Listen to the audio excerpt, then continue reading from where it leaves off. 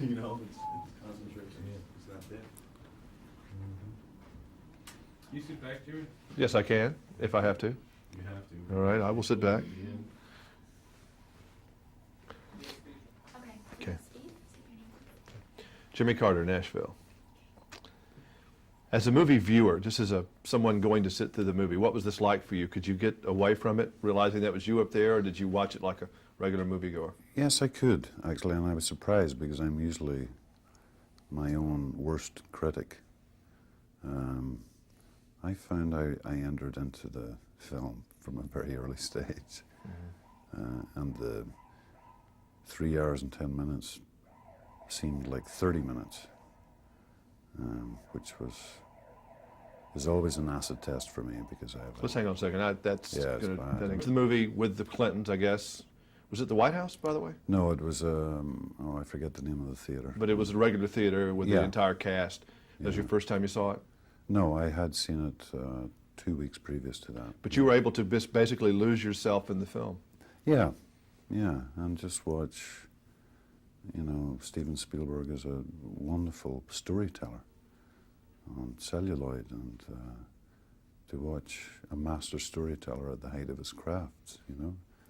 Do you think Stephen was obsessed by this project? I mean, it's been percolating in him, I know, for at least 10 years. Yeah. He was on a mission on this one? Yes, I think so, and like a professional fighter who trains for a fight somewhere down the line that he knows he's going to get, he trained for this, you know. I admired him because when he attained the rights to it 10 or 11 years ago, he felt he wasn't mature enough to do it, and perhaps hadn't come to terms with his own heritage at that stage. And certainly, if that would have been the case with me too, I mean, 10 years ago,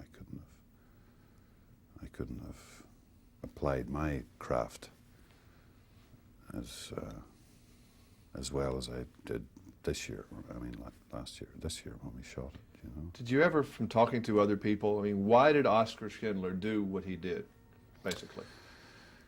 I think he was a great humanitarian to start with.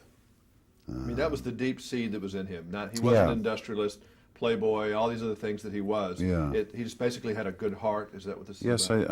I believe so, and a humanist, and wasn't anti-Semitic, wasn't anti any other race of people, you know. That was he and his wife, both. I think it's interesting that his vices, as well as his virtues, saved lives. We all like to think of a hero as someone whiter than white, you know. He was a human being like everyone else, filled with contradictions, and it was the interplay of the contradictions that actually saved him and these hundreds of lives.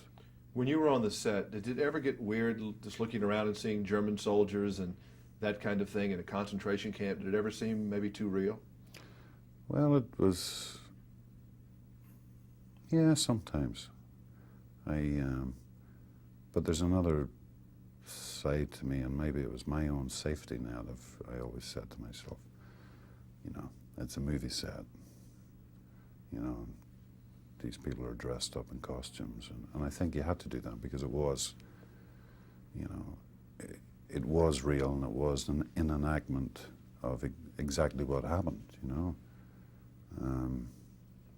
But you're always, I am as a performer, just looking for a little escape route, just for your own protection, you know.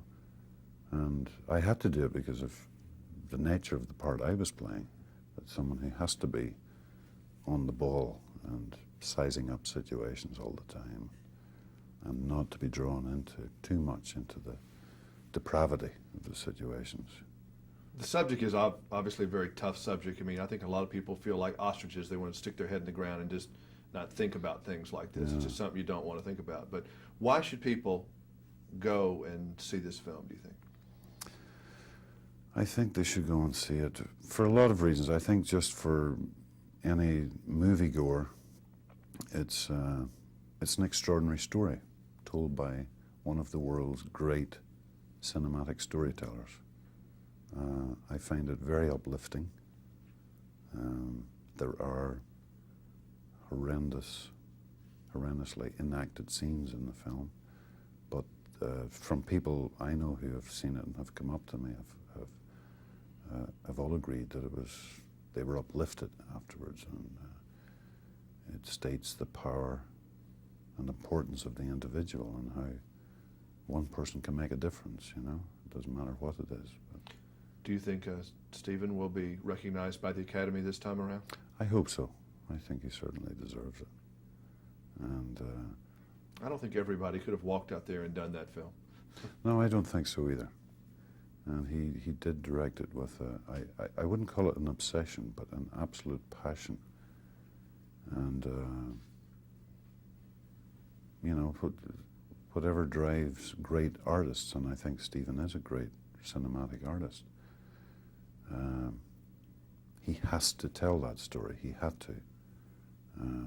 But keeping slightly off obsession, because in obsession you can't see the wood for the trees. He was very, very clearly and applied all the skills he has learned over. It was an amazing performance 20 by years. everybody, behind and in front of the camera. Yeah. Congratulations. Thank you very much. You. I watched Your Mind.